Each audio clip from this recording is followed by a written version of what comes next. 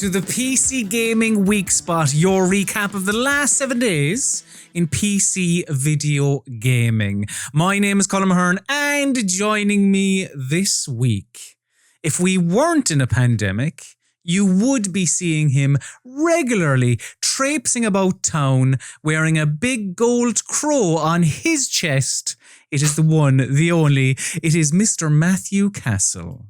Hello. Was that a Lady Gaga reference? That was a Lady Gaga reference. Well done, Matthew. That can be our own. We can make a game out of that as well, where you guess the cultural reference. Right. Are you a fan of a big gold crow on your chest? I feel I don't want to lie to the people at home. I'm not that ostentatious, to be honest. I'm a bit more modest. They often call me the modest Lady Gaga. I've heard that. So would you be your attire more be akin to what, say, Garth Brooks would have worn at the inauguration? A bit more modest, but still that. I am also sometimes called England's Garth Brooks. And anything about J-Lo? Never get referred to nothing about J-Lo. That comparison is never made. I am the J-Lo of the Southwest. Very good, very good. Did you watch much of the inauguration? I watched Joe Biden's quite long speech. I quite liked half the speech, but I thought he could have cut. I thought he repeated himself. Fair. I mean, I get it. I mean, if you've watched any of our videos in the past, you'll know that they, do we really need 17 minutes on Death Stranding? You could probably say it in 5. Fair, yeah. Joe and us, we could maybe. Yeah, I mean, I just think he took a little too many pages out of the YouTube playbook. Just the endless kind of trying to get up that watch time. Joe was. Yeah, I also thought it was odd that he started off with "Hey, what's up, guys," which was. And finished with "Don't forget to like and subscribe." It was a little bit odd, but we're getting a bit ahead of ourselves because we'll be referencing US presidents later on as well. Matthew, it's been a busy old week in video games, mainly surrounding one particular series. So, let's get into it. But first, before said video game, I will ask you to just grab that little crank you have off to the side and loosen up that news gob of yours, because I have some information snacks for you. Info snacks for his gob. So, actually not much else really in the rest of video games news, but as well as the forthcoming Dead Space-looking Callisto project, which is the Schofield joint, Bloomberg reported during the week that a, quote, PUBG-related game, end quote, is coming out on PC and consoles next year. Oh, I thought you were saying a PUBG-related game is called, end quote. That'd be interesting. A PUBG-related game, end quote. And this info came from the horse's mouth, came from the CEO of PUBG Corp's parent company, Krafton, Kim Chang-han. How do you feel in general about, because I know the two of us aren't necessarily big battle royale players. How do you feel about this expansion of the PUBG universe? Because for me, I find it difficult to see where do you expand it when it is quite a bare, it's a map, it's people who kill each other, and that's it. I guess you try and frame, why is this happening? What maniac is forced these people onto this island, into this plane to make them jump out and fight in this way? What do they get out of it? So just give it a Hunger Games style background. Yeah, probably. Also, after working on patches for Horizon Zero Dawn on PC after a very, very shaky launch, developer Guerrilla Games has said they'll be focusing now more on the Horizon sequel. They said, quote, as our team continues development on our upcoming title, Horizon Forbidden West, we are shifting to less frequent updates for Horizon Zero Dawn Complete Edition for PC. Please note that we will continue to monitor our community spaces as always. By all accounts, it appears to have they've steadied the ship a little bit, because even though I didn't come across, I definitely had some performance issues, but I didn't come across some of the absolute shit shows that some people were having with Horizon Zero Dawn. No mention, of course, and this like Horizon Forbidden West, if it does come to PC, it's probably not going to be day and date. It's going to be a little while later, I'd imagine. In an interview with New Zealand's One News, because that's just where he lives now, our friend Gabe Newell said that Valve have games, quote, games plural, in development. And importantly, he also noted that they'll be announcing said games. Now, the reason that that's important, because most people, or most developers and publishers, whatever else, of course they're going to announce the games they're working on. They're not just doing it for fun, they want money. But the thing is, Valve cancelled, even if you take Half-Life, how many Half-Life games have Valve cancelled? It's ludicrous. So the fact that Gabe has committed to, we're going to be bringing these games to you, I think that's quite exciting. I'm intrigued to see, what these will be. It's a little bit of a non-story, this one. Do you think? I think the fact that, again, like they cancelled, but like because Valve cancelled so many things. Game Studio works on games isn't really the shocker some people seem to think it is. You don't think it is when it comes to Valve? Not really, because we know that they're making stuff and they do release stuff. And what people are specifically talking about is Half-Life. That's all they want, isn't it? But they have released stuff and they have made stuff. I mean, you don't think that people would lose their shit over a Portal 3? Yeah, maybe. I don't know. Having played at Half-Life Alyx, it felt like quite open-ended. It felt like it was clearly set up for more, and that from hearing interviews with them, it sounds like they kind of found that kind of it sounded like they'd kind of got into the Half-Life groove again. Right. And had really enjoyed the process. Like in some of the interviews, you almost got the sense of some of the people in the studio saying like, "Oh yeah, we really liked making this. This was fun. Like it was really good making a Half-Life again. Like they'd forgotten because it's been so long, and they're still good at making it. Mm-hmm. So hopefully, fingers crossed. I don't know. I just saw some people on Twitter this morning saying, yeah, games, everyone works on games. There's no game studios just sitting there not doing anything. Well, one studio that won't be doing the thing that I want them to do, and in the most gutting, absolutely gutting of news stories, Vicarious Visions, the developer behind the, some people like Crash Bandicoot Insane Trilogy, but the terrific Tony Hawk's Pro Skater 1+2, Vicarious Visions are now going to be a support studio for Blizzard, which Activision announced on Friday. And following this news, on I think it was Saturday morning, Bloomberg reported that Vicarious Visions' first project will be a Diablo 2 remake, which is yet to be officially announced. Gutting.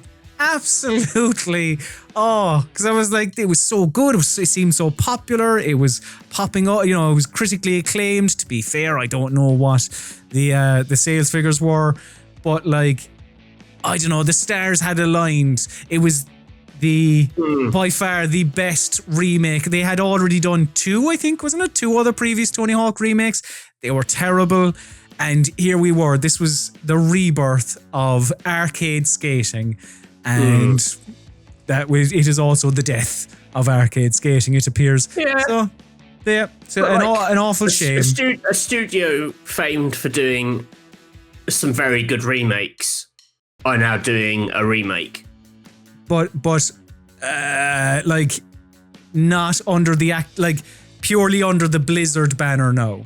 Like they are going to be, rather than maybe doing Tony Hawk's 3 and 4. Do they cease to exist as Vicarious Visions? I don't know that, to be honest. I don't know if they become Blizzard East or West or whatever. There's been a lot of studios that got pulled into the Call of Duty ecosystem and seemed to vanish, and then like Raven Software, for example, kind of vanished, stopped doing their own stuff. But then they made the last one was a Raven game, wasn't it? Back at Cold War, they did the campaign on that. Yeah. And quite public. A bit, yeah. I mean, it's sort of, you're right in that what this means is that we're not, they're not making a new pro skater right now. But does this mean they never will? Yes. Oh, okay. Sadly. Right. Yeah, that is bad then. So those are your information snacks for the week. Let's get into the main course, Matthew, and discuss some scary games and some odd games as well. It's time for headlines and hot takes.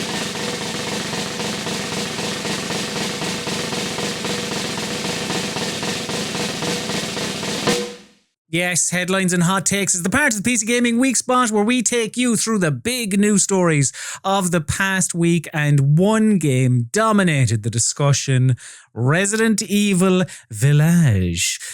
On Thursday, Capcom gave us about a half an hour-ish of Resident Evil Village goodness and, as I said, some kind of oddities as well, which we'll discuss further in a minute. But we're going to focus on Resident Evil Village for this part. So, we know the release date. It is coming on the 7th of May, and we know some gameplay, some things that are actually in the game as well. Like, it appears to be taking a lot of inspiration from Resident Evil 4. So the Tetris inventory system is back, as is the what are you buying, what are you selling merchant, except this time he's a very overweight man called the Duke. And as well as buying and selling items, you'll be able to craft things now too. They did show off a few of the enemies we'd be coming across, like some, I don't know if there's, I mean, it's quite werewolfy and vampiric, but well, that's what I thought. I thought it looked a little bit like classic Monster Mash. So I don't really know. Maybe I'm wrong to call these characters zombies, but there were these zombie-ish looking things that had swords, which was also in the gameplay bit of the Resident Evil showcase, where we saw that blocking was going to be in the game. However, I believe blocking was in Resident Evil 7, and they sort of made it sound like blocking was new. Maybe you'll correct me on that blocking wasn't in Resident Evil 7 and it is new. I don't particularly remember. I remember himself raising his hands like that, but I don't know if that was just like a scared animation rather than a technical move. An actual like, yeah. I thought that was a bit of a hard sell when they were like, it's very different. You can block by raising your hands, and you're like, eh? Yeah. Okay. And obviously, there's a very well-dressed giant vampire lady who has 3 daughters, but in particular, the giant vampire lady has sent the internet horny. Everyone loves the giant vampire lady, and her 3 daughters, they can, I don't know, it reminded me of Candyman, I suppose. It's like they house insects, locusts, flies, whatever they are in their mouths, and they're able to shoot them out. And if you're unaware, it's a follow-up to Resident Evil 7. So you are playing as Ethan Winters. His daughter's been kidnapped in this one. His wife was kidnapped in Resident Evil 7. What's going on, Ethan? This guy he's not good when it comes to looking after his family. He's really not. And yeah, we didn't get much on Chris Redfield in this one. That was more in the previous thing we saw, wasn't it? But yeah, Resident Evil Village, Matthew. What did you make of everything we saw? What were your general thoughts? Yeah, it looked a bit more action heavy than Resident Evil 8.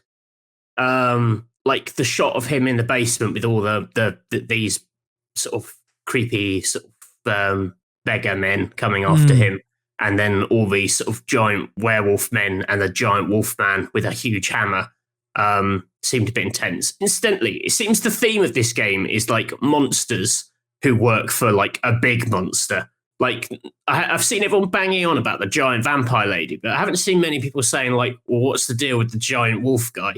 Because Wolf Dad is, I don't know, the internet not horny for Wolf Dad, I guess. It appears so. Yeah. Not as sexy as well-dressed lady, vampire lady.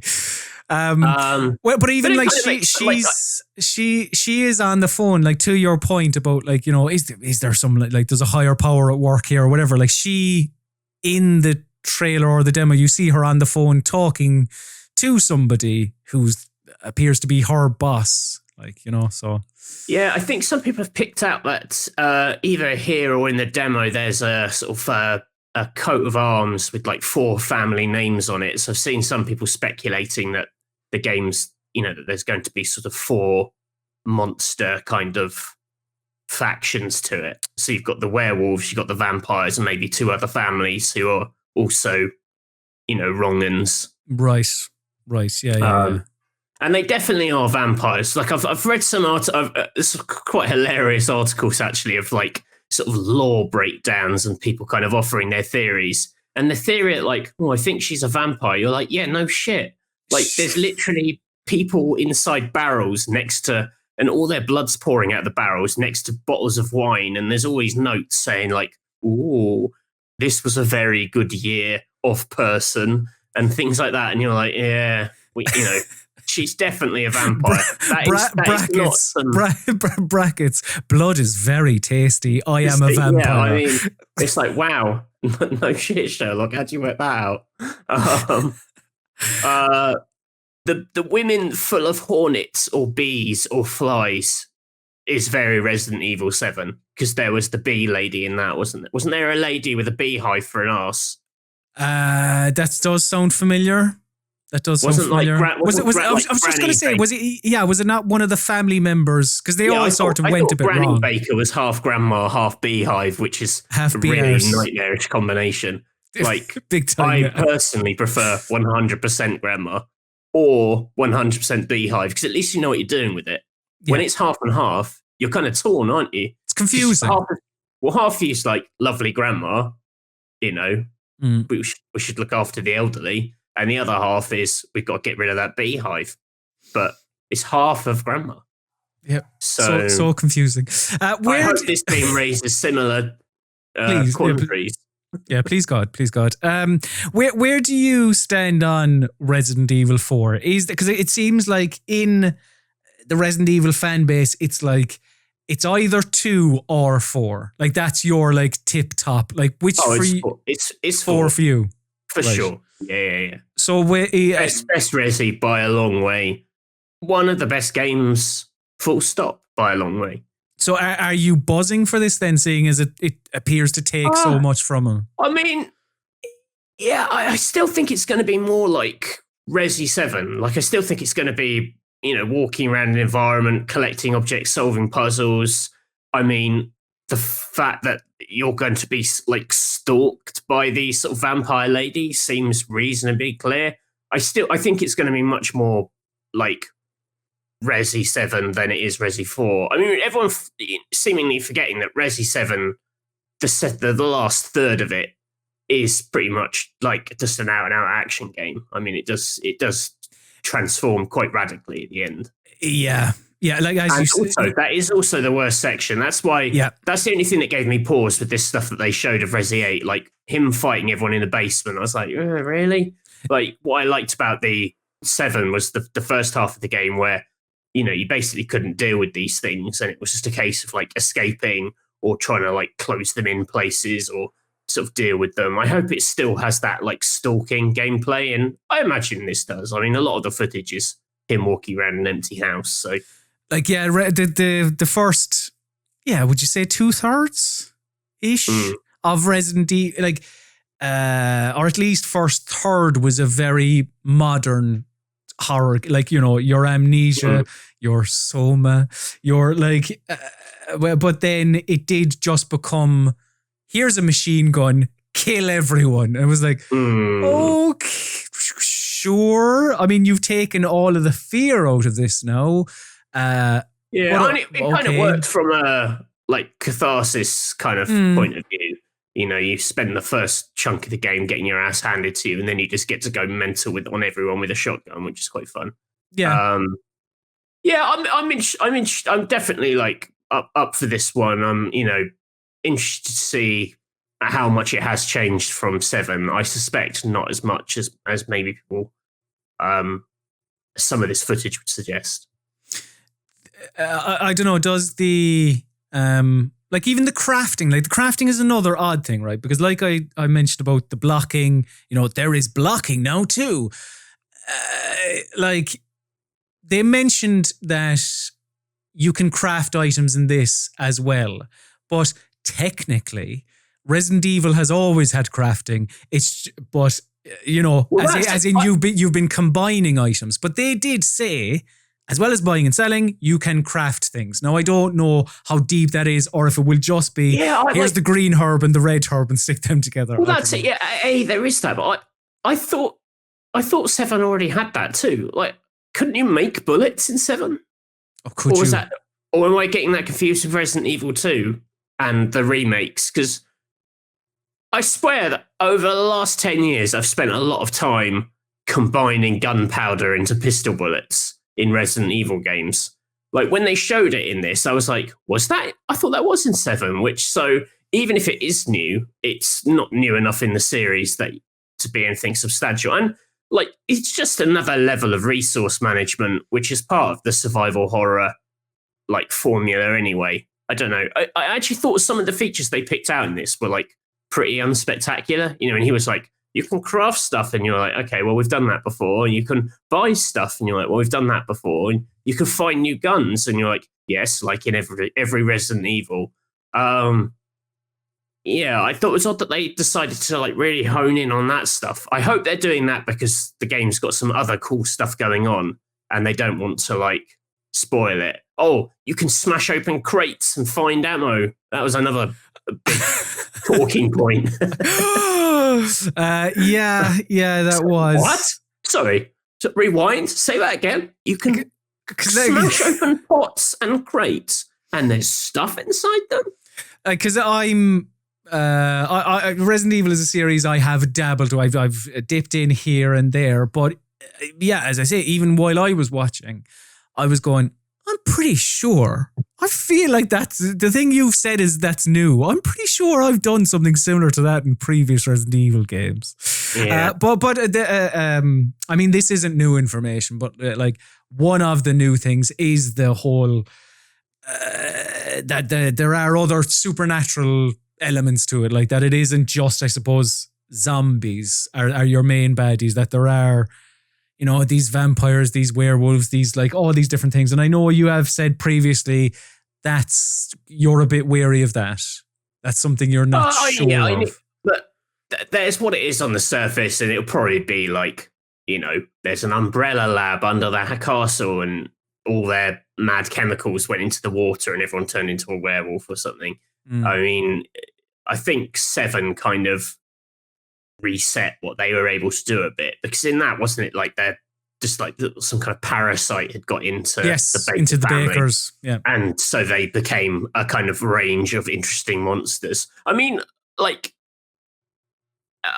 one area that you can really improve on 7 is outside of the big kind of boss sort of predator characters. The enemies were pretty bad. Like, just sort of, can you even remember what they were in 7?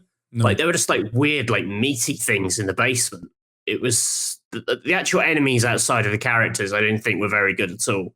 So at least, werewolves and vampire ladies are a bit more iconic, I guess. Yeah. Like, do you foresee this giant, sexy vampire lady acting as the sort of the Mr. X of... does Mr. X work in a first-person view? Because you can't, your vision is restricted. But like Jack Baker was basically Mr. X in Resident Evil 7. Weren't his moments more scripted though? No, but there's several chunks where he's just in the house, you're in the house, and he's just walking around going, "I'm gonna get you, boy," or whatever it was he said. I thought he was in the room there for a second. Yeah. And then they had scripted boss fights, but there were several bits where it was like you just have to walk around, and there's going to be an AI person. If they see you, they're going to chase after you with a giant hammer or something. Which I imagine they'll tick similar boxes here. And I don't think the big lady is going to be the big baddie of this. There must be something else beyond it. Because they kept the second half of Resident Evil 7 pretty, they only ever really showed the stuff in the house, the Baker family, and then there turned out to be quite a lot other stuff going on. So, there's definitely going to be a lab under that castle. I'm sorry, it just is. In all likelihood, I hate to break it to you. But Resident Evil Village wasn't the only thing that Capcom showed off last Thursday. Resident Evil Village was the thing that everyone got a bit excited about. But the other thing they decided to show, for some reason, was RE-verse. Reverse, RE-verse, probably RE-verse. So this is to celebrate Resident Evil's 25th anniversary, which is happening in March of this year. You shouldn't have. So Capcom are sticking... really, you shouldn't have. Capcom are sticking all of your favourite characters from the series into this multiplayer game called RE-verse. You can play as, going off of this like minute-long trailer, you can play as Claire, Leon, but also enemies like Mr. Baker from Resident Evil 7 and the Nemesis from RE3 and whatever else. Now, they said that their exact wording was Resident Evil Village owners will get this mode for free, but they didn't... I don't know if they're allowing themselves scope for this to blow up and them to release it, to offer it to other players, but it's like, it just sounds like the multiplayer mode of Resident Evil Village, yet they're sort of positioning it as this half separate thing, half not.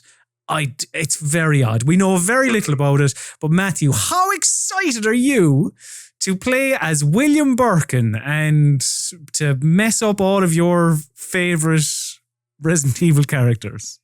Well, you already got to play as some of these people in that Resident 3 multiplayer mode, because that you could, where you were the mastermind, you could summon like a big baddie.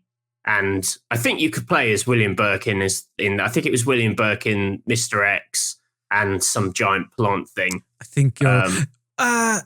you're... are you right? Were you not, when you played as the baddie, were you not a sort of a commander? You were, but their ultimate special move was to spawn like a signature baddie and then take control of them. You're right, yeah. So, so I've had some experience of playing as a baddie, and it's quite fun mulching weaklings. Maybe this would be really fun to play and it will feel great in the hands, but to my eyes, it looked pretty ropey, I thought. And also, what I like about multiplayer shooters is that they tend to have quite nice controls and movement systems. And unless they've really radically changed everything that we've ever seen from Resident Evil, they're not really, they're games that are kind of designed for you to sort of be battling the controls a little bit as a stress factor. They're not designed for beautiful, glorious action. They're designed to be a bit heavy and unwieldy. To counter that slightly, like when you were playing as, what's his name? Carlos in Resident Evil 3, I thought it, I think like modern Resident Evil, it is a bit more fluid. It's obviously not tank controls. Like it's a bit nicer to play, I suppose, when it comes to like an action game. But I think, I don't know, the issue here is that like Resident Evil is a horror series. It's about making your player feel terrified that anything could happen and, just constant peril. Whereas here, it's like, yeah, cool, we're running around Raccoon City Police Department, but I'm just blowing everything up and there is no fear element. It's that and it's the fact that like all the footage is just 4 people in a room and they're all just shooting each other and sort of strafing because there's no like, it doesn't appear there's any like cover system or anything like that. Yeah. So it looks a bit like, imagine Gears of War multiplayer if you couldn't ever go into cover or roadie run. It's just 4 people standing up, kind of stepping left and right of each other. It just looks kind of sloppy. It looks like, and this is going to sound outrageously rude, and I know I'm an idiot who can't make games, but like if you said to me, Matthew, you have to make a multiplayer game of Resident Evil, this looks like the kind of bullshit I would make in terms of like, I'd be like, put the characters in a room and they'll just shoot each other. Give them guns. Yes. Yeah. You're like, yeah. I mean, it really does what it says on the tin. You look at, well, it doesn't say what it says on the tin because the tin says fucking reverse, which doesn't make any sense. Like, to be fair, what was it called? What was it? Project Resistance? Was that what the Resident Evil 3 multiplayer was called? Resident Evil Resistance, or Yeah, which something. I think everyone played about an hour of and then went, nah. Yeah. But And I imagine everyone will play an hour of this and then go, nah. But I will say that at least, I suppose it was kind of like zombies mode in Call of Duty, in that like when you were playing as the goodies, for lack of a better term, you know, you had objectives to do or whatever, and then but you could also play as the bad. Like there was something to it, I suppose, is what I'm trying to say. Whereas this just looks like team deathmatch, or you know. Well, that's the thing. This just looks like my first deathmatch game. I mean, I don't know. Maybe it feels really fun, and you know, the character specific weapons or abilities or whatever will be really jolly. But yeah, from the trailer, it really wasn't doing it for me.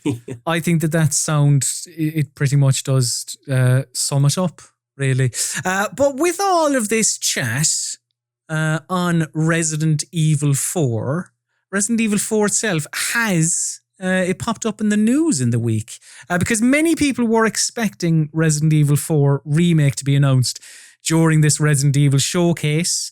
It wasn't. And on Friday, VGC reported that Capcom have, well, they didn't say that this was the reason why we got nothing, but it may be part of the reason why.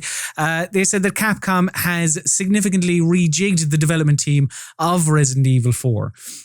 So, previously reported by them, Resident Evil 4 was, the remake was apparently being handled by a team called M2, which as of yet hasn't been announced. And this studio is being headed up by former Platinum Games head Tatsuya Minami. And they were meant to be working on the remake since 2018. But Capcom has apparently given development to Capcom's Division 1, which is the internal team responsible for Devil May Cry and Resident Evil, because M2 were trying to, they wanted to stick to the original Resident Evil 4, essentially, stick to the source material. And apparently VGC reported that was because like their reasoning for sticking to the source material was because of people's reaction to some of the things that were cut from Resident Evil 3. But Capcom wanted a remake similar to Resident Evil 2 and Resident Evil 3 that like took the bones of the original game, but then added new story beats, environments, features, etc., etc. And yeah, they finished their report by saying that we mightn't see the fruits of this project until like 2023. So what? I mean, what do you want from a Resident Evil 3 remake, Matthew? As somebody who thought the Resident Evil 3 remake was all right. Maybe you thought it was decent, maybe, if I'm putting words in your mouth. It was fine. But you, correct me if I'm wrong, loved the Resident Evil 2 remake. I liked it, yeah. So, what do you want from a Resident Evil 4 remake? Well, I mean, the reason they redid Resident Evil 2 in the form of Resident Evil 4 was because, you know, that is the predominant form of Resident Evil, and it is better, I think. I much prefer it. I mean, Resident Evil 4 is still a really good game. Brilliantly paced. I mean, I wouldn't really mess with the structure of it. I'm not entirely sure why they're remaking it. And the only approach I would see as being like reasonable was kind of like what is it Blue Point did with Demon's Souls? Like Blue Point, you know, they take the games, they don't actually change them at all, they don't add anything to them, but they just, you know, completely redo the thing, you know, make it look absolutely glorious. It's not an HD remaster, it's remaking all the assets. It's like a love letter to the game. I mean, yeah, that kind of approach would make sense, because I do think, you know, in terms of like story and pacing and structure and set pieces, this game's still pretty peerless. Like the idea that you'd need to, you know, taking away stuff would blow, adding stuff unnecessary. I mean, you know, I think you any major meddling you do, you just run a huge risk of like derailing what is still an incredibly tight game. So. And it still looks great. It's not like, oh man, this game is so heinously ugly.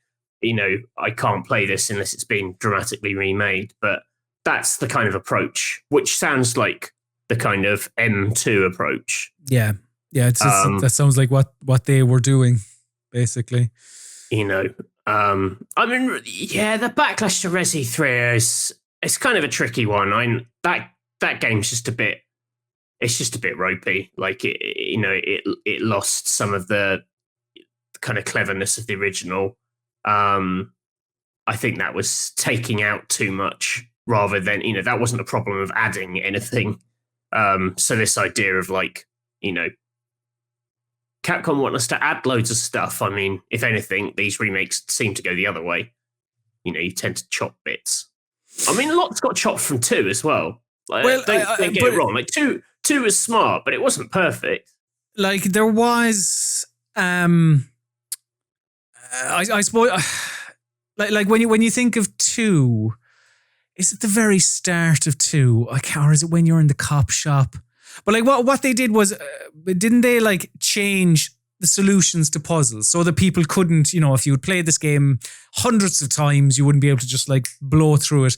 Like the key was going to be in a different place, or I don't know if they're saying that they want to change like wholesale things about Resident Evil 4, but that they want to perhaps maybe like keep things interesting for the person who played it back on GameCube or whatever. Yeah, I just don't. I think people who like Resident Evil 4 wouldn't want it changed too much. It doesn't feel old in the way that the old, the sort of isometric fixed camera Resident Evils do. It just feels unnecessary. I mean, this is the Resident Evil which created the template for subsequent Resident Evils. Yeah. And none of them were ever as good as it. Like they never, the idea that, if they had a team that was like capable of massively improving Resident Evil 4, arguably they would have made a better Resident Evil game since 4, and they haven't.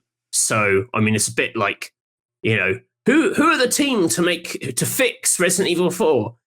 Resident Evil 6 team. I mean, what? Oh, okay, fair. Sure. Yeah.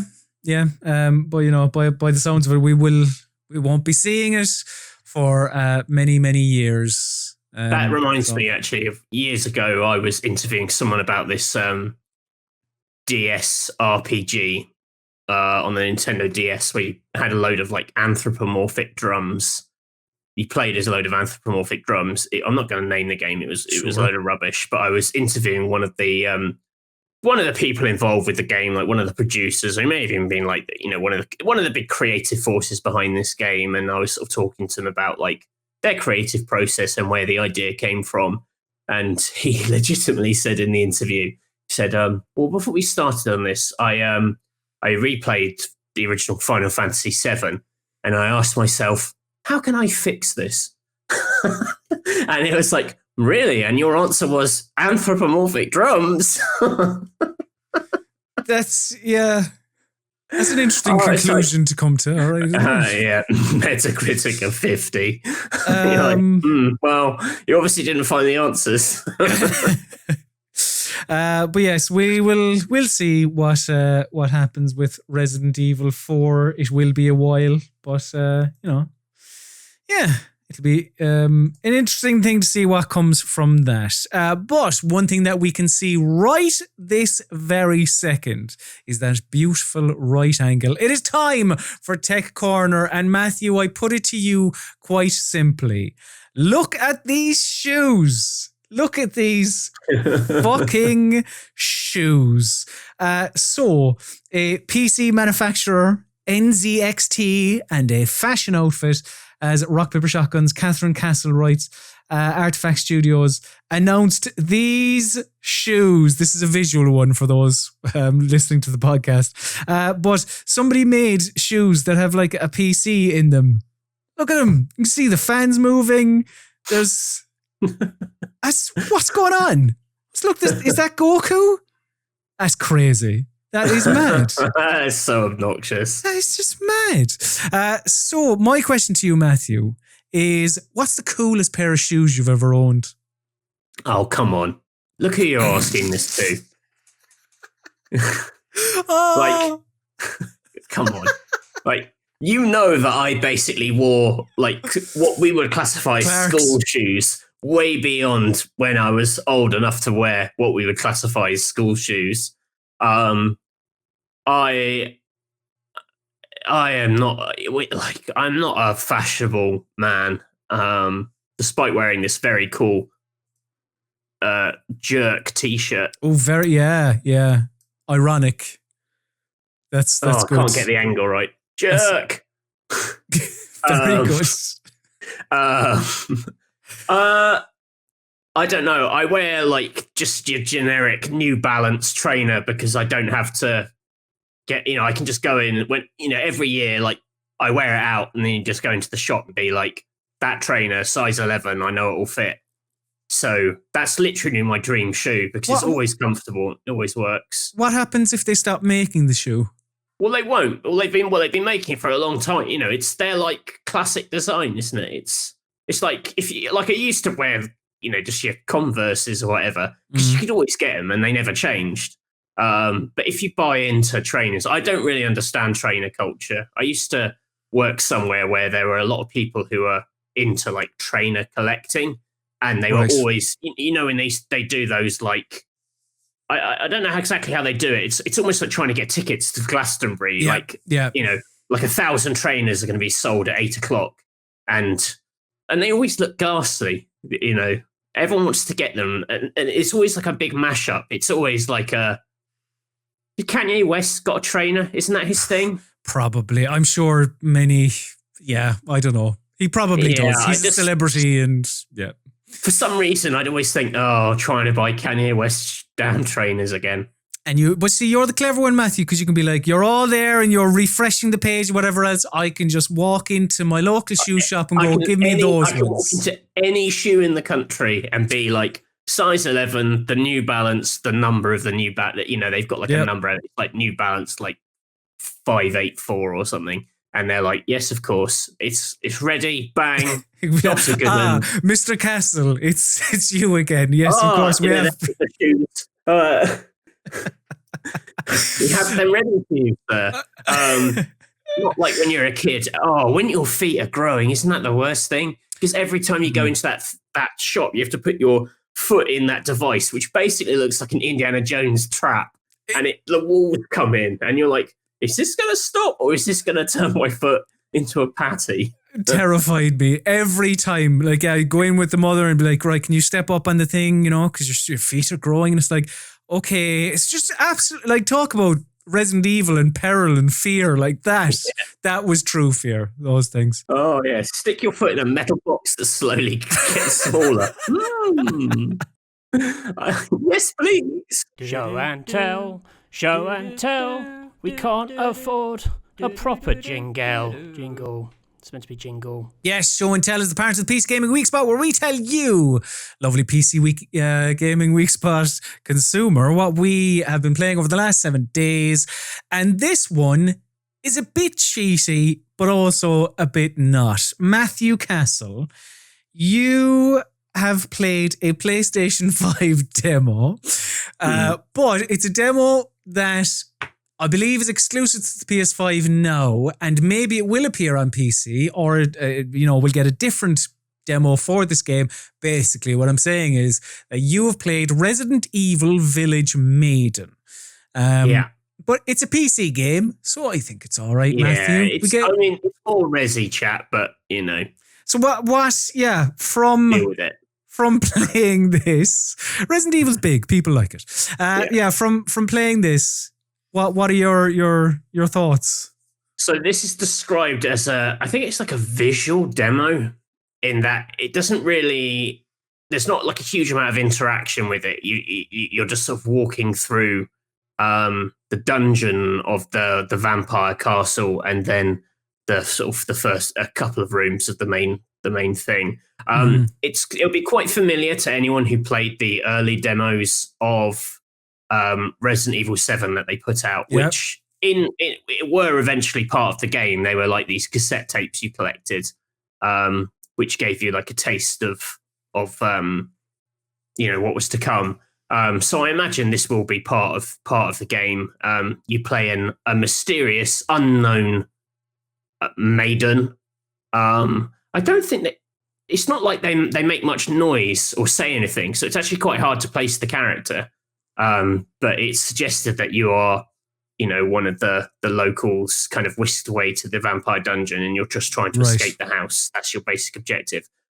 This is very, very similar to Resident Evil 7 in terms of like movement, just how it looks, that kind of slightly like not grainy, like sort of there was that almost like found footage vibe to Resident Evil 7, I thought. And this has a sort of similar kind of vibe to it. Basically just an item collection puzzle, this demo. So you're just trying to find, the item to open a chain and then unlock a door. So there are no villains or no... Well, there are. You have a little villainous encounter. I mean, this video is pretty much just, unless you've massively edited it down, I don't know.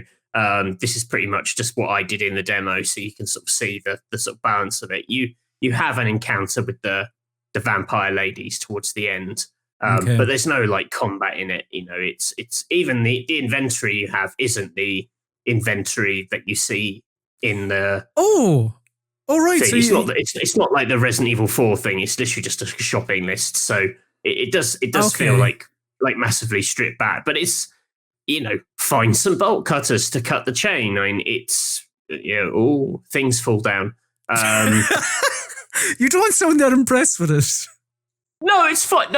It's just, obviously talking to you, like the way we record this, I can't hear the footage itself. So, it doesn't, it's not quite as spooky when you can't hear it. Right. Yeah, it does.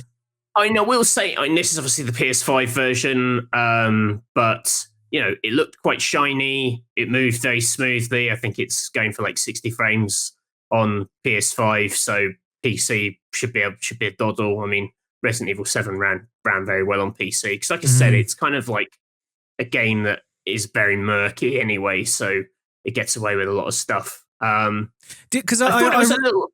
Go on. It's a little bit hokey, the demo. Like, there's a lot of, like, monsters banging on walls and, that thing with the bag falls through a hole. But, like, this room, for example, I thought was very nice. Had some nice detail in it. Like, it's definitely a big step up over the first one. I mean, one of the things I was quite excited about Resident Evil 8 in general was that until that broadcast last week, it had only been announced for next gen. It turns out it is coming to last gen as well, but I was hoping to start seeing some games that were like unshackled from the last gen, just to see if visually they would, improve things. And this isn't like it's very nice looking. It's not like mind blowing or beyond the realms of what's possible, but there are rooms with like a lot of detailed sort of statues and nice texture stuff going on.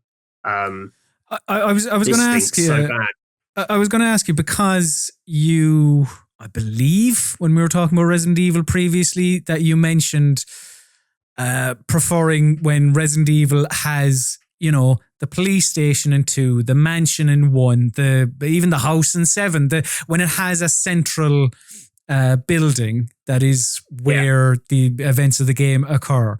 Like, did you get any sense of the castle in Resident Evil Village, and how, I don't know whether it's, has tons of character, whether it is eerie and, and you'll see it here. I mean, it's eerie in this demo in that you're obviously in this dungeon, which is really bleak. Then suddenly you're out in the house and it's super quiet. I was sort of umming and ahhing about whether this is the best move with a demo like this, because like to reveal, it feels like the location of these games is like quite an important asset, and just to reveal it in a demo and let people sort of see it early, you sort of spoil it a little bit. It means when you get to the game, it's suggested that the castle is going to be a later stage, that you start off in the village and work your way to the castle. And like now, just because I've played this and because you've seen this, it's going to be a little bit diminished. When you open those doors and you'll be like, oh yeah, I've been here. I've been here in this demo. I don't know if that's like a little kind of counterintuitive. Does that make sense? Yeah, because even the Resident Evil 7 demo, what was that called? Was it new? Because they released the kitchen one, which was the VR one. I can't remember what it was called, but that didn't take place in the Baker home, did it? That took place in like a different house, I think. So like it took place in the house that the prologue to the game takes place in. Yeah. You kind of go to that house where you get your hand chopped off. But like, if this is, and I mean, it a likelihood is like the castle from Resident Evil Village, then yeah, I get what you're saying. Like maybe this definitely is the castle. Like yeah, you're losing. I mean, like literally, like in the footage we've seen, this that you're in. Yeah, you're in the castle. Yeah, this is the place where he gets all the flies come out of his hands and everything. So you're going to in the game. I imagine you're going to be breaking in here, and then you're going to end up in the dungeon at some point. Whereas in this one here, you started from the dungeon and you're escaping. I don't know. It just feels like this is going to be an objective in the game: escape from the dungeon. And I've already done it once now. Right. Maybe they'll have changed some stuff, and it'll be a different sequence. You'll be chased around by monstery people. So has your excitement been tempered by both the news and the? I like the look of it. I'll be honest. If we weren't doing the Weekspot, I might not have played this. But we have to. I had to have something for show and tell, as the jingle says. As it suggests, yeah, indeed. You can only tell so much from a demo like this.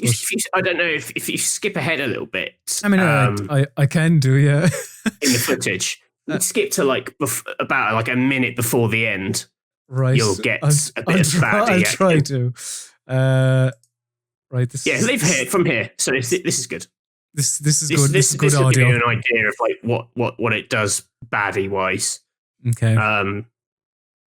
And how, like this. So this ending sequence. That's the only bit where the baddies show up and pure. Yeah, I haven't played it multiple times to see if there are like Easter eggs and stuff. I think there was some like weird hidden stuff in the demos for Resident Evil 7. So this, witch turns up, gives you a bit of a spook. Your objective in the demo is to escape from this door using this key, and lo and behold, sexy giant vampire woman. It's so big. Look at that. Excellent. Big claws. It's big Wolverine claws on her, yeah. Yeah. So she's Hugh Jackman's mum. That's the twist. Oh, that would be excellent. What a crossover. So I don't know. What are your thoughts after playing Maiden? Is it just it's very like Resident Evil 7 in terms of the movement, the vibe, the look of the thing. It reminded me of that. I mean, admittedly, it doesn't have any combat in, so that might be a big sort of differentiating. A different thing, a change. A different thing. Yeah. I am excited for this. I like, hokey Resident Evil. They're kind of like quite video gamey games, Mm-hmm. And actually Resident Evil 7 was pretty scary, I thought. Oh yeah, Jesus! I thought it was like especially it was that opening bit. The first half of the game is pretty strong, so I've got a lot of time for that team, and I think they're maybe showing off some of the more spectacular elements of this one, but I kind of fully expect it to be quite an intense thing. I mean, I was watching the broadcast about Resident Evil. I was saying to Catherine, like, oh, this is going to be too scary for me to play. Like, I'm kind of glad I don't have to, one of the downsides to when we're doing videos and, when you're covering these kind of games on the YouTube channel is like, you have to try and play everything regardless of if you're a big scaredy cat, which I am. And I'm glad that I won't be like forced to play this. I will play it, but by choice. Yeah, the strain of it, or having to go to preview events and like shitting myself in front of my peers, and PRs cackling at me as I jump out of my skin, which I do. So it's only, especially with Resident Evil 7, that was terrifying. So yeah, you know, I'm with you on that one, Matthew. I wonder if they'll do VR in this one too. Perhaps. And if they did, was the VR PlayStation exclusive on the last one? I don't know. Was it a Hitman-y thing where it was PlayStation exclusive? Speaking of, now I'm not going to go massively in depth because we did last week, but the game I played the most this week, although I am going to talk about other ones, is Hitman 3. I absolutely caned that. Last week I said I had played through it once. I've played through the levels now multiple times. Hitman 3 is good. It's a good video game. Some of my thoughts, I think it's basically cemented my thoughts on a lot of, like, the last level I think is actually worse than I first thought. Like, I think it's quite a bad Hitman level. Come to this podcast if you hate the Carpathian Mountains level. And also I know you're quite fond of it. I'm still not sure about the Berlin level. I think it's all right, but it's not like, you know, whereas I think Dubai is great, I think Dartmoor is great, I think Chongqing is great. But yeah, like, you know, overall, I'm still no love like, for Mendoza. Mendoza's the best level. Sorry, and Mendoza. But I still have plenty of challenges to tick off the list, so I will be playing more. It's very good. It is very good. Yeah, but Berlin, in all the reviews and talking to friends and stuff, it seems to be the one which divides opinion. I don't think it's like an all-time great, but I think it's... I like the setup of it enough, and I like the design of the area. I like the actual location. You know, it's like a club that I'll never go to because I'm not cool enough because I don't wear... With your New Balance trainers. Yeah. They won't let me in with my New Balances. Basically, I think the rule with clubs is you're not allowed in if you're wearing the same pair of shoes as anyone else already in the club. I think that's it, yeah. Yeah, you have to be completely unique. Those are club rules. I don't know what kind of shoes ninjas wear, but those were the shoes that I was wearing over the past week as I dipped into a video game called Cyber Shadow. So, if you're unaware, Cyber Shadow is a game being published by... It's not developed. I think some people kind of are confused. But it's being published by Yacht Club, who are the developers of Shovel Knight.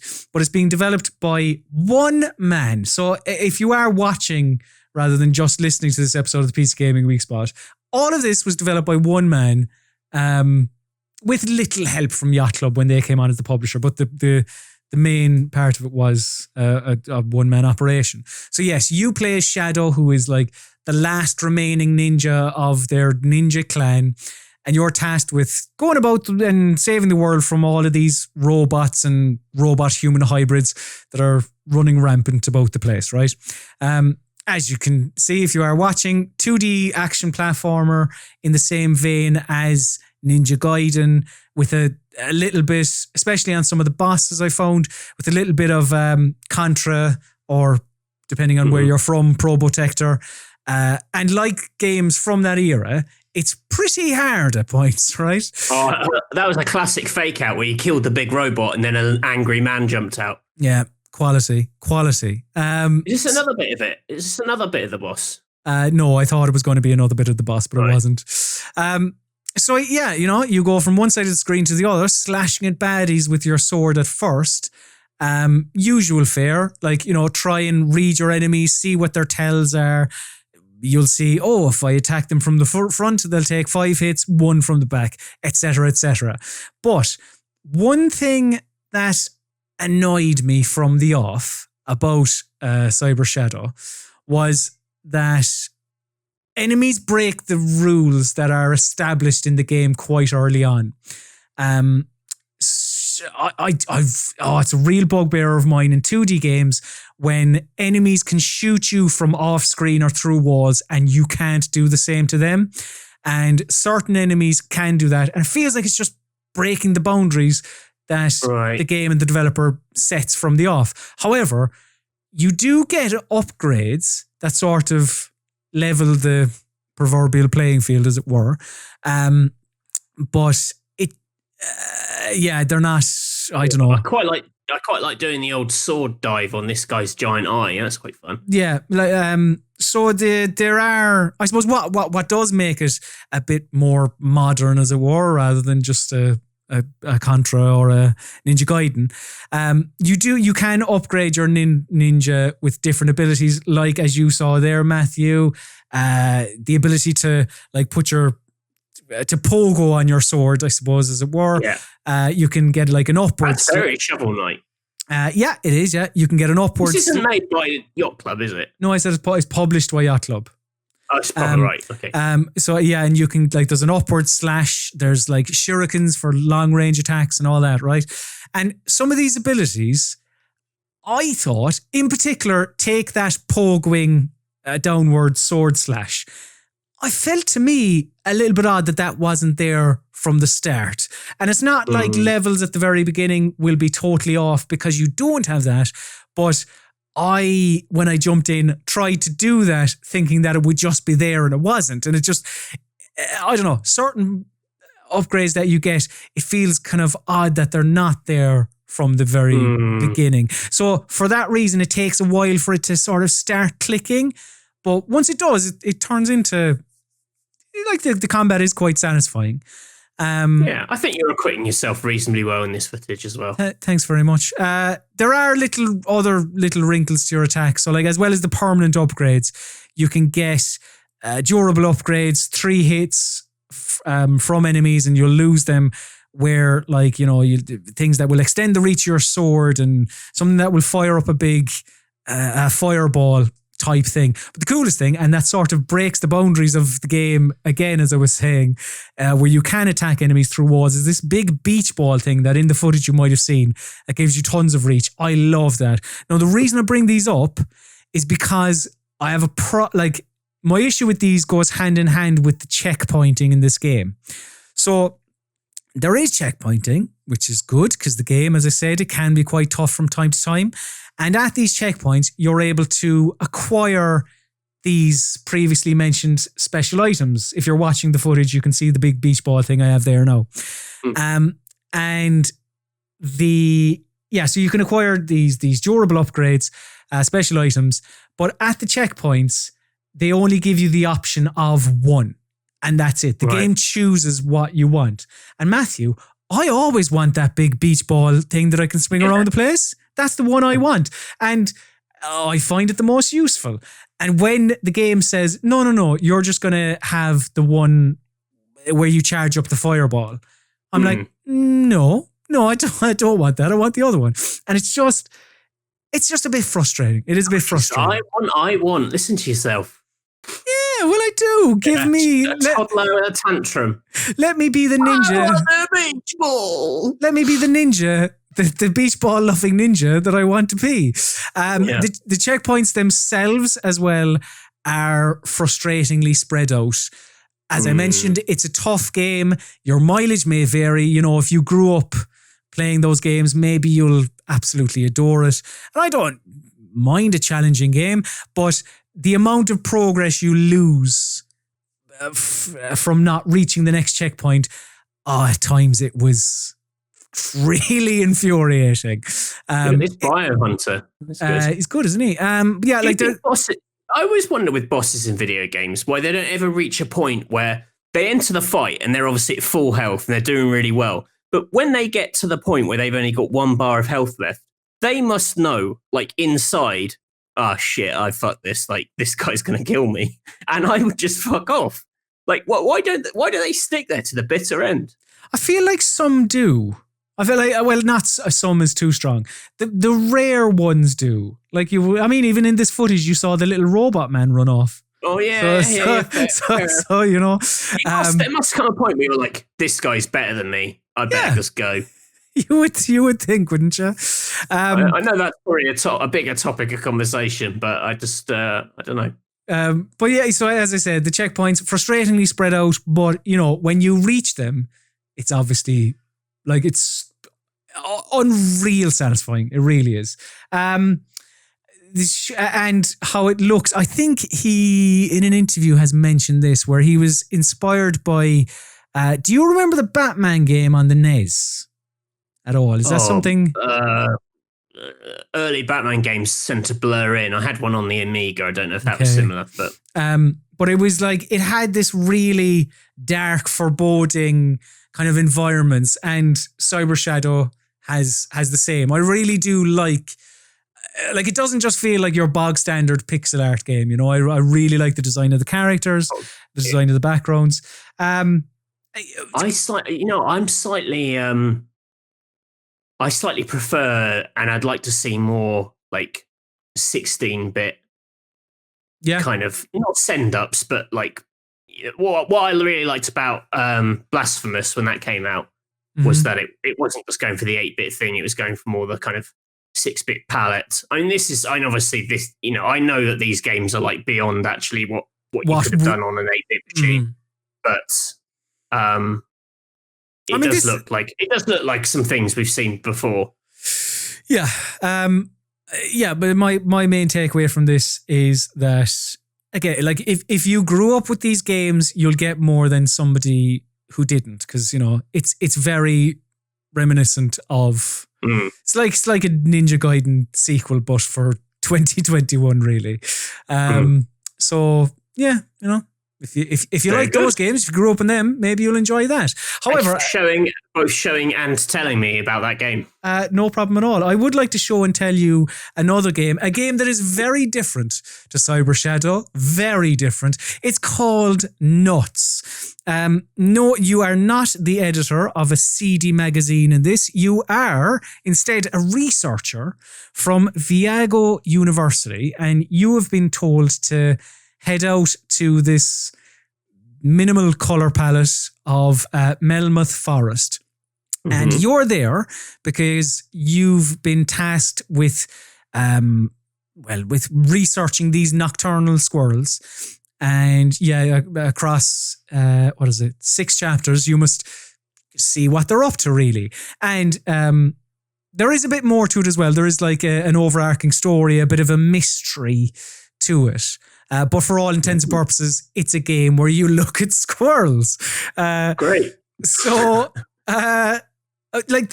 it's one I've been watching for a while. It's been in development for quite a bit, because I think the premise is just really cool. I don't know if maybe the scrubbing through footage thing, playing with VCRs and whatever, makes me nostalgic. I don't know. It's pretty much like that's your job, isn't it? It kind of is, yeah.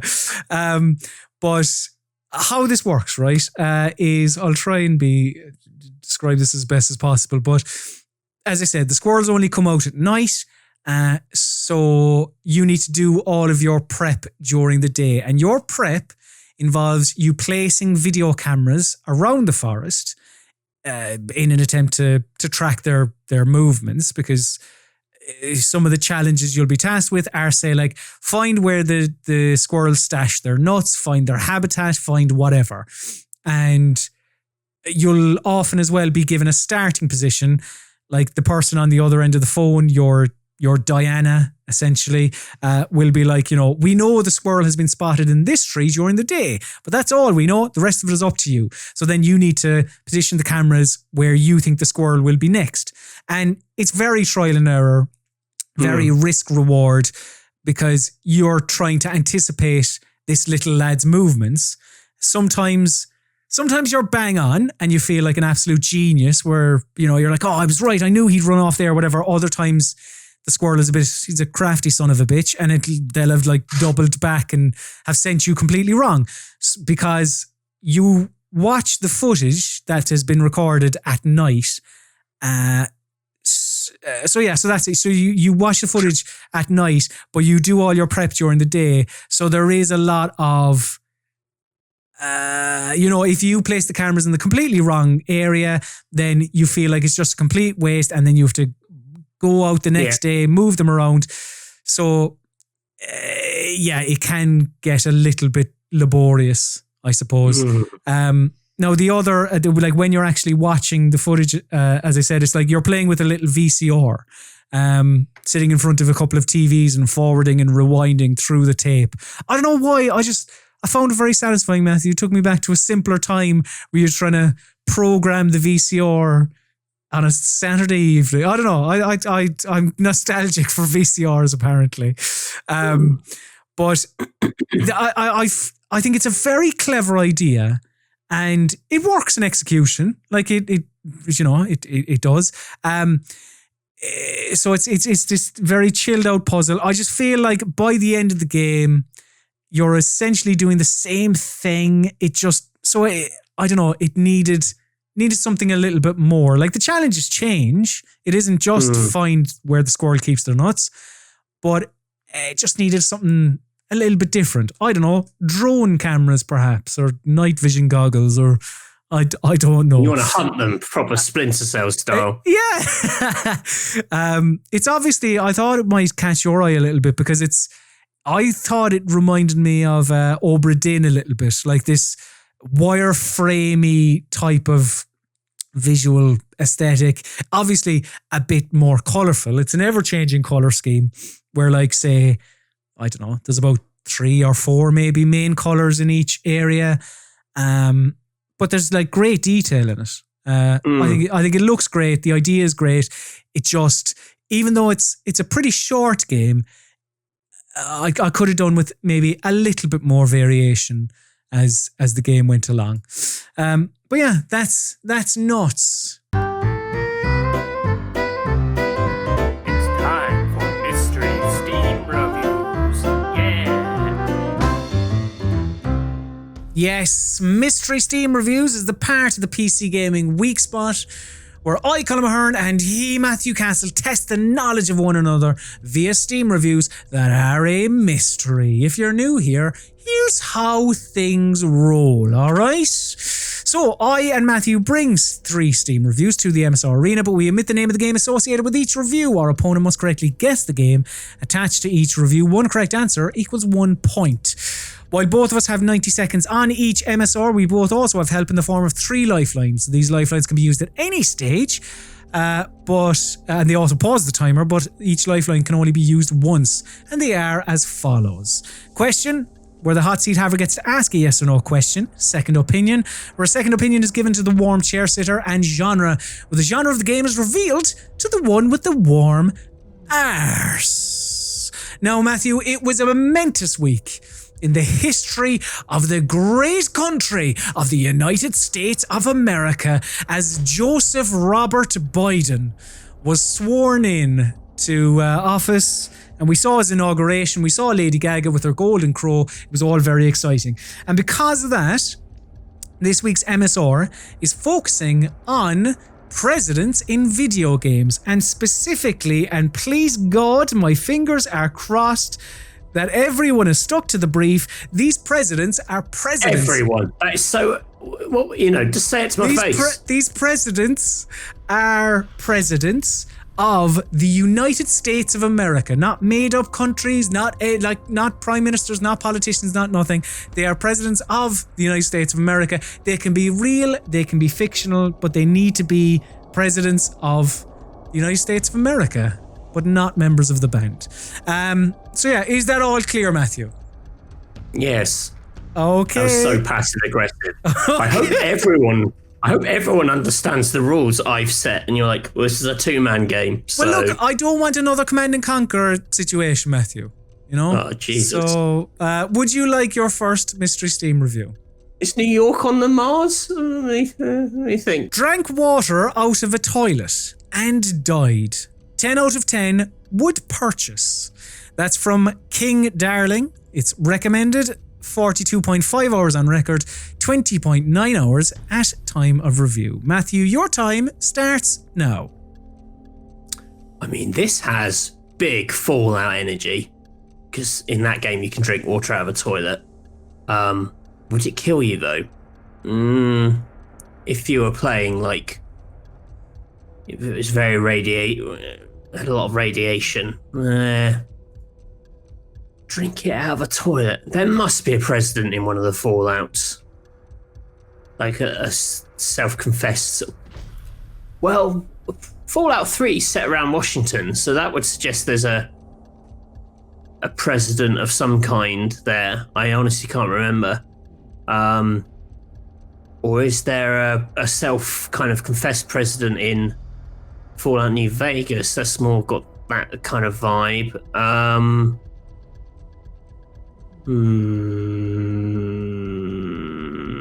How can I zoom in further on this? Give me a second review. Okay, we're going to pause the timer at 29 seconds as Matthew uses his second opinion. I will say very quickly while I'm bringing up the second opinion, these presidents as well must have featured in the game. It can't just be a passing remark like, say, I don't know, Grand Theft Auto or whatever. They need to have appeared in the game. So, your second opinion for this is, like Skyrim with guns, ... seriously. Well, that's just... Like Skyrim with guns, seriously. Well, so I thought this was Fallout. I hope the second opinion would tell me which Fallout. Your timer restarts. 29 seconds now. I mean, I know that Fallout is like Skyrim with guns.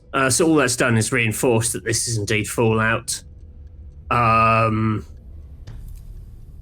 God, how can I zoom in closer on this? I can't. I don't want to waste another clue. I'm just going to take a punt on this. I'm gonna say Fallout 3 because it's set in Washington, where a president. Is that your final answer? Yes. Said with such confidence. So, very, very cleverly, you recognise that you can drink water out of toilets in Fallout.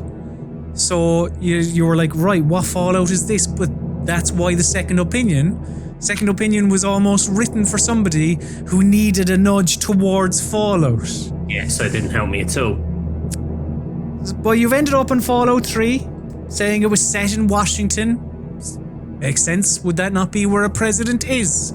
So I can tell you, Matthew, that the correct answer is... Fallout 3!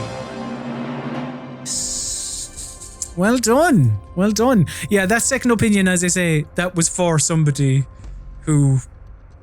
For me, again, keep talking about other people as if there's not just me. But as in, it was for you if you didn't know that was Fallout. Then that would have been useful. All those, both, listen, I'm happy I got it, and that's fine. I'm not going to be like a bad sportsman because I fundamentally won the point. But I would say both those reviews just opened us up to Fallout in general, rather than like... I mean, what if you didn't know you could drink water out of a toilet in Fallout? But even so, then all the second clue does is say it's a Fallout game, and then I guess then it requires my knowledge that there's a president. It's fine. It's fine. All right, you're right. Matthew, could I have my first Mystery Steam review, please? Nuked England. Boost Gumps. Recommended. 9.5 hours on record. 9.3 hours on record. Oh, wait, that's not right. Time starts now. Oh.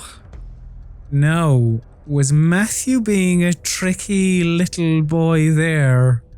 With all of his, I don't know, does Fallout have a president in it? Nuked England. Nuked England.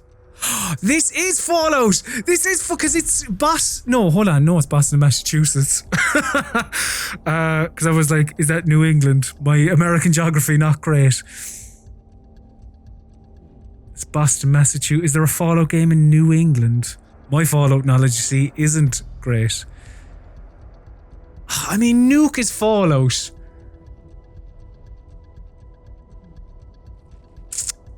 Oh, hold on. New Vegas. I'm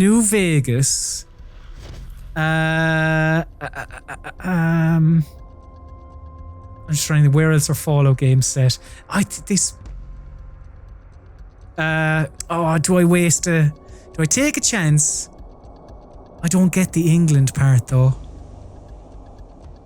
I'm gonna pause the timer at 18 seconds. And I'm gonna use my second opinion because it's the England bit that I don't know.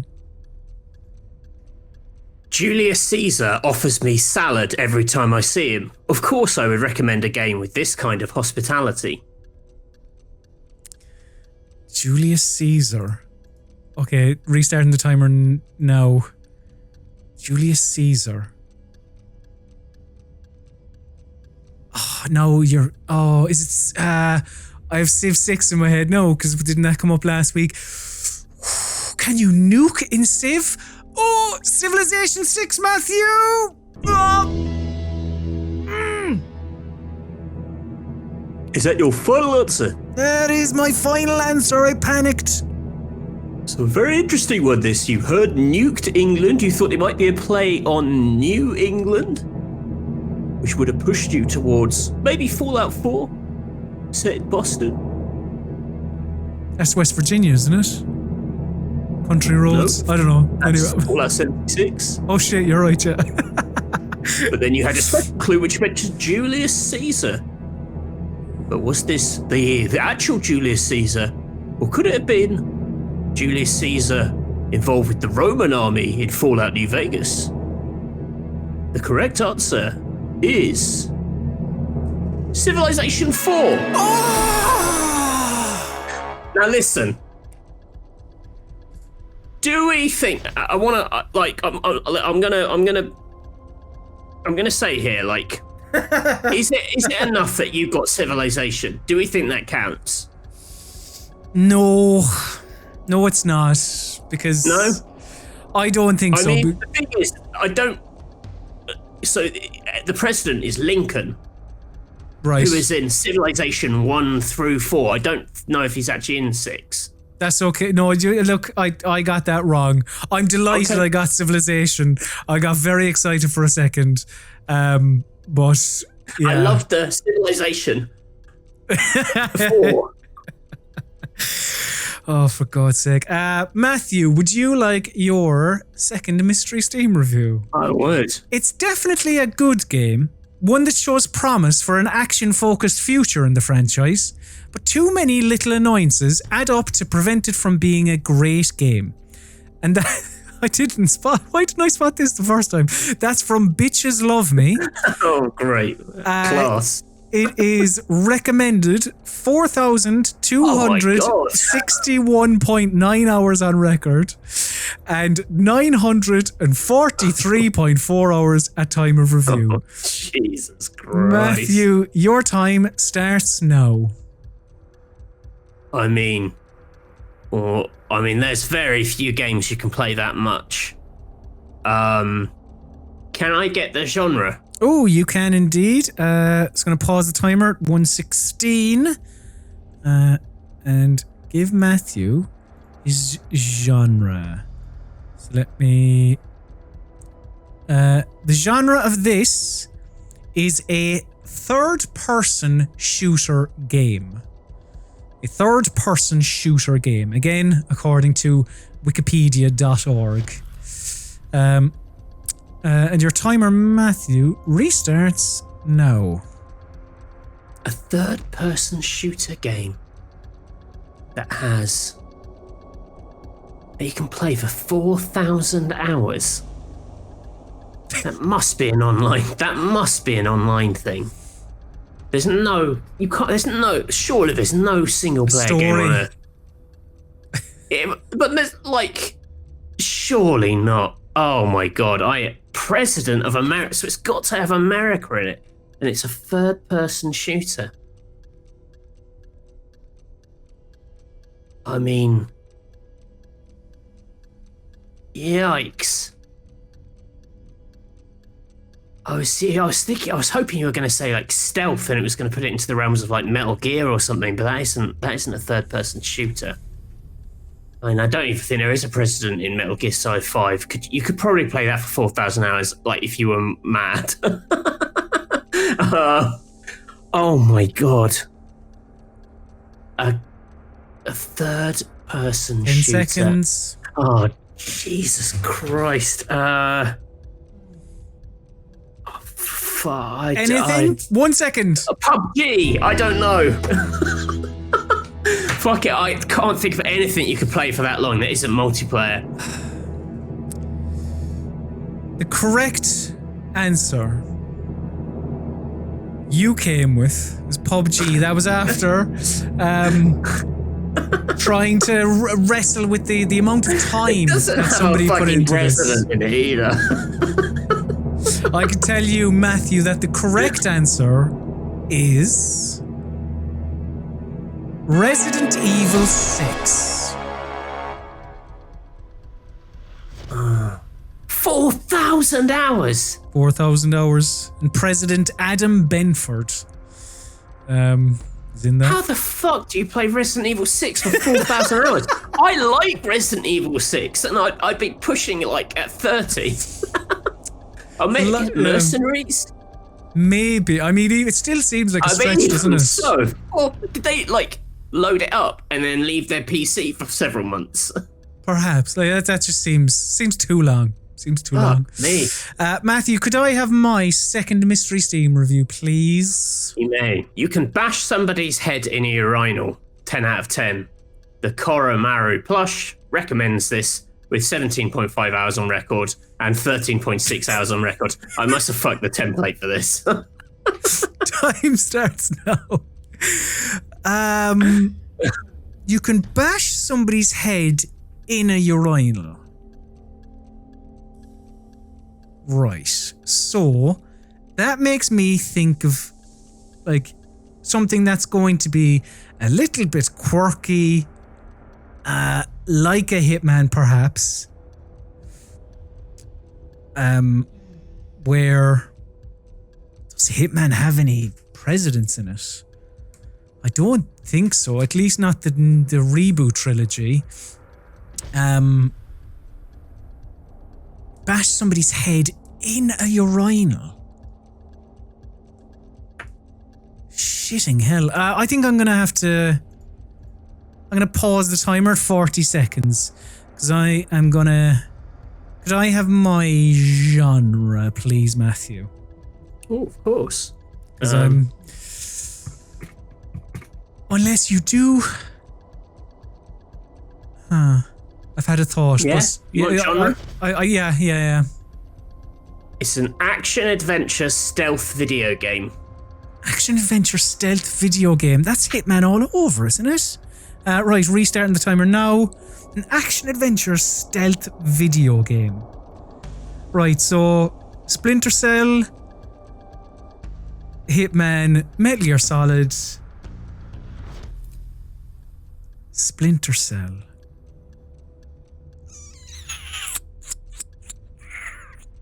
Jesus, there's been about 19 different Splinter Cells.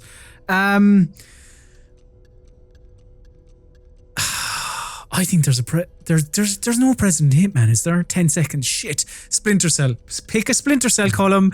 Splinter Cell. Yup. Good. Conviction. Is that your final answer? Yeah. I nearly said double agent and I don't know why I switched, but go on. You came to Splinter Cell?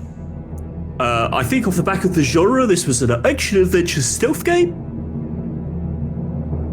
You could bash somebody's head in a urinal. Is that something you do in Splinter Cell Conviction? The correct answer is Splinter Cell Conviction. Oh. So for those watching Mystery Steam reviews here, the PC Gaming Weekspot, you may have noticed they are quite a jarring cut. That's because I celebrated so hard I messed up the recording. Somehow my camera went mad. But hooray! My celebrations will be a little bit more muted this time. I'm quite happy with that, Matthew. I'm very, very happy with that. I don't know why I switched so, last minute. I suppose, yeah, he's in the convictions where he's in the prison, so yeah. Yes! That's got the famous sequences where you torture people by smashing their heads into things, like the urinal. Yeah. He goes proper Bourne, doesn't he? He punches a guy's head through a urinal. Then he takes the blue urinal cake and he puts it in his mouth and punches it into his head. He's a class act, that's Sam Fisher. Matthew, would you like your third and final Mystery Steam review? It is a mediocre game overall. Sure, it feels amazing in its first hour or so, but after that, the novelty of the fast gameplay fades away. The game runs out of ideas and becomes repetitive. And that's from Annihilator. It's recommended with 3.9 hours on record. Your time, Matthew, starts now. It feels amazing in its first hour or so. I mean, that makes me think of there's a Saints Row game where like the opening hour is amazing. It throws all this shit at you and you become president. I was kind of half expecting that to turn up some point today, and this review closely fits that. Question. Okay, pausing the timer at 56 seconds. Matthew, what is your question? Do you play as the president in this game? Let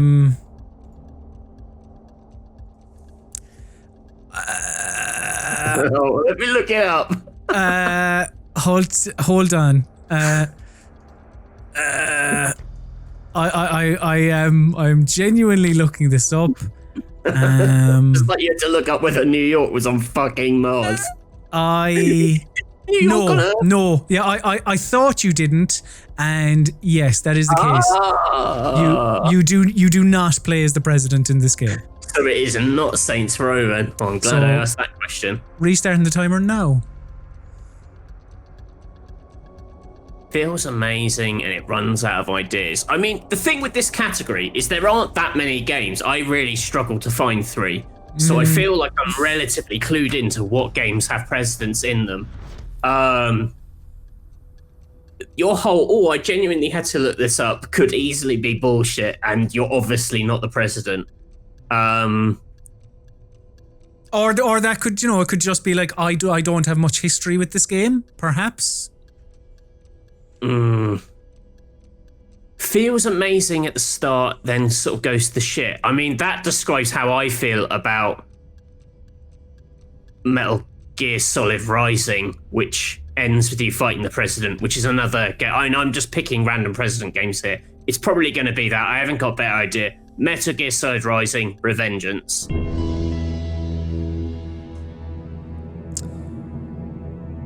I mean, you've ended up on Metal Gear Solid Rising Revengeance, and it could be that. Like, it mentions it has fast gameplay, it becomes repetitive. Maybe people could say that about Metal Gear Solid Rising Revengeance. You don't play as the president in that game. Indeed, you play against him. He's the final boss of the game. And you wouldn't have to look that up, but you might be bullshitting. That's what I'm gambling on here. Matthew, you are a notorious liar when it comes to clues. Matthew, I can tell you that the correct answer is Vanquish.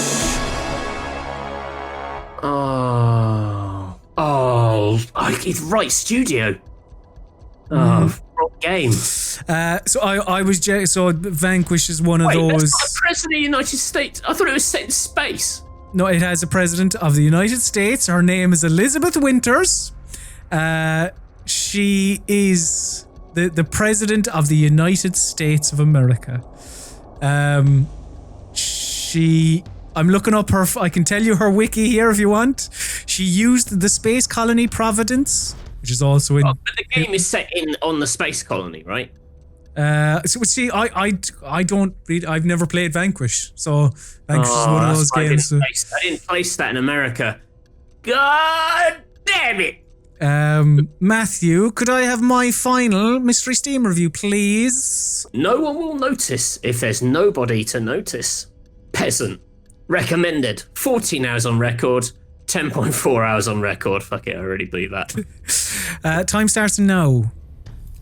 No one will notice if there's nobody to notice. So either this is you play in it's a very barren area.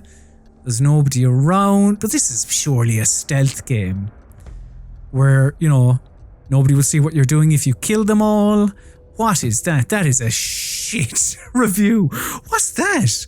I don't need. Oh, and I have a question left. I have no idea. Nobody will notice if there's no one around to notice.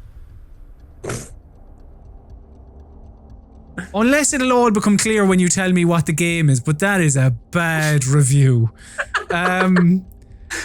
This isn't called good mystery Steam reviews. But it's called, give somebody a little bit of a morsel, something to go You on. made me a clue that was just Fallout, and then I had to really hone in on the right Fallout. Guess what? I gave you Fallout. You have given me nothing. Nobody will notice. Is this a stealth game? Oh, okay, hold on. I have 27 seconds. We're arguing. I'm going to pause the timer. 24 seconds. I'm going to ask you a question because I might as well. And my question, Matthew, is... whatever. Is this a stealth game? Yes. Okay, thank you. You see how I didn't go, oh, let me look it up. I don't... right, restart the timer. Oh, Jesus. Nobody will notice if there's nobody to notice. I mean, if there is a president in Hitman, I don't know what Hitman. So, I don't think it's any of the recent ones. So, Hitman, Blood Money. Is that your final answer? Yeah, it's my final answer, Chris. Whatever. No one will notice if there's nobody to notice. I assume this refers to if you kill everyone in a level of a game, there won't be anyone to see you do the crimes, which is indeed true of Hitman. But is it the right Hitman? The correct answer is Hitman. Blood Money. Fucking asshole. Oh, fucking the guesser. The guesser is in yeah. The guesser is correct. Mr. Guess. Well, you know. So many points with so little concrete knowledge. Well, who gives a shit? To the victor goes the spoils, Matthew.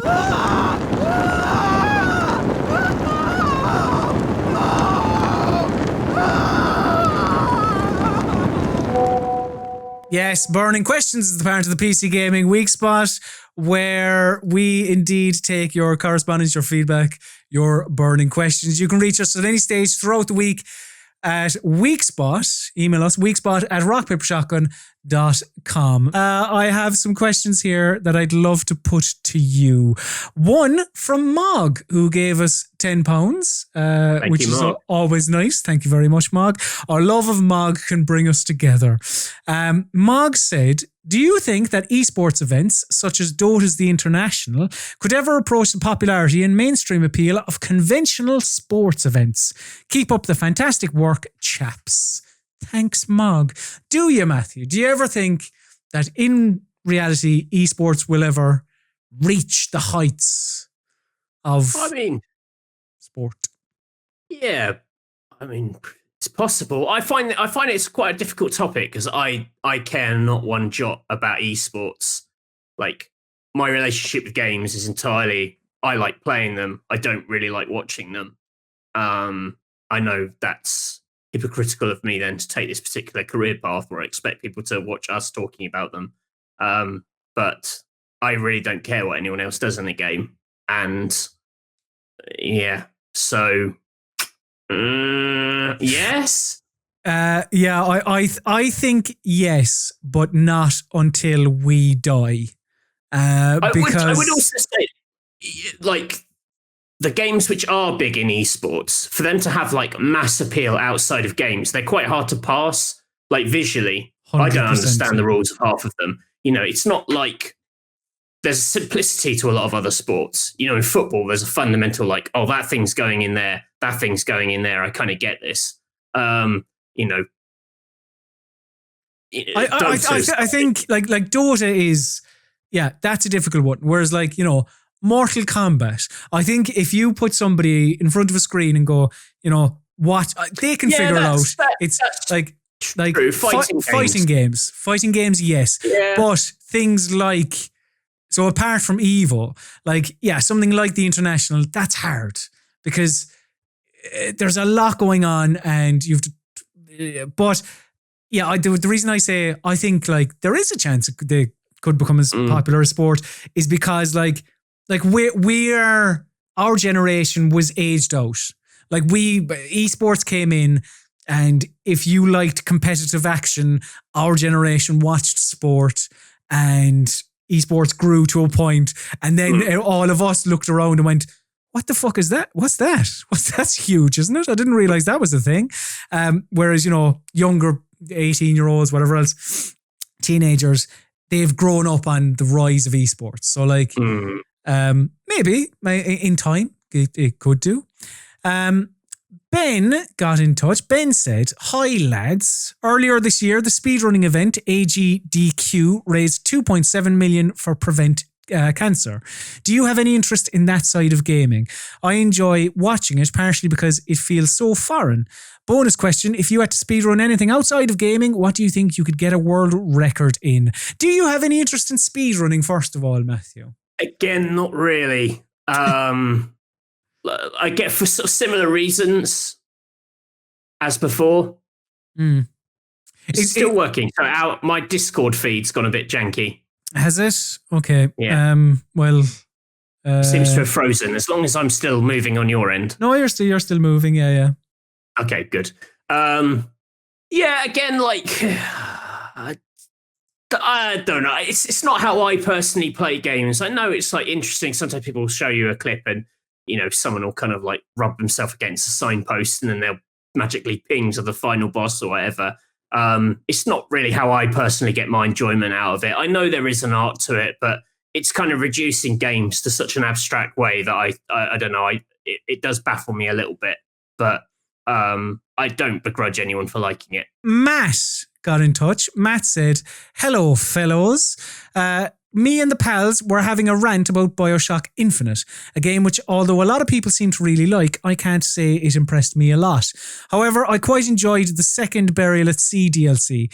Maybe because it was set in Rapture, maybe because there wasn't any shooty bang bang. Anyway, the question, what's the best DLC or expansion to a base game you didn't like? Love the podcast. Keep it up, lads. Matt." Thank you, Matt. The best DLC or expansion to a game you did not like. That's quite It's quite an a ask. hard one. Yeah, because like often, I can tell you, Burial at Sea. See, I liked Bioshock. I wasn't part of the like Bioshock Infinite. I really liked it as well. I didn't get the whole Bioshock Infinite is actually shit. I didn't get that. But the Burial at Sea DLC is great. But yeah, I don't know. See, I find it rare. Like, why would you dive into the DLC for a game if you didn't like the base game? Yeah, I'm generally struggling to think of anything where I've played where then the DLC's come around and been like, oh wow, that was good. Yeah. Oh, tricky. I'll tell you what. This isn't quite a 100% answer, but I actually much preferred the Assassin's Creed Odyssey DLC set in like the mythological realms to Assassin's Creed Odyssey. Like I thought the level design was like spectacular when you were in like the Elysian Fields and all that kind of stuff. But that wasn't a game I disliked the main game, but I did think the DLC was better. Does that count? Yeah, I think that counts. Again, I didn't think it was like I in fact loved the first Red Dead Redemption, but I thought Undead Nightmare was a phenomenal I'm answering a different question, Matt. I'm sorry.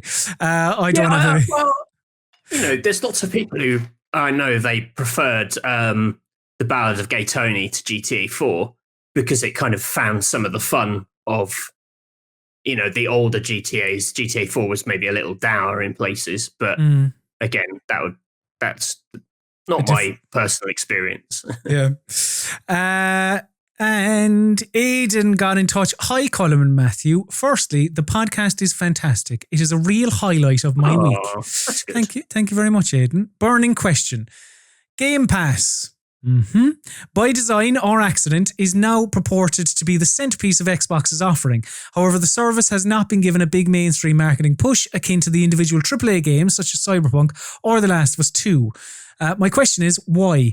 Do they think the service would not resonate enough with casual gamers to justify the spend? Do they think it's already well known enough? Are Microsoft waiting for their big first-party titles to hit the service before a big marketing blitz? Curious as to your thoughts. Kind regards, Aidan.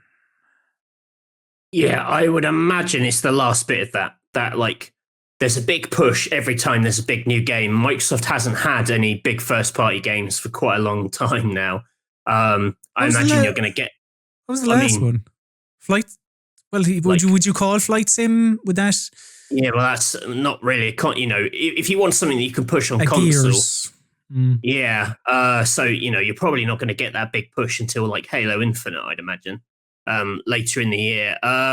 I feel like they've pushed it a fair amount. Like, I get a lot of adverts for it on, the internet and stuff. You don't see, this last year's been a bit weird because I've been stuck at home. So most of the places I get advertised at, which is like the cinema or like billboards or whatever, I haven't seen anything of. So I don't really know what's going on in the outside world. I mean, they push Game Pass enough in the adverts that get served to me on websites.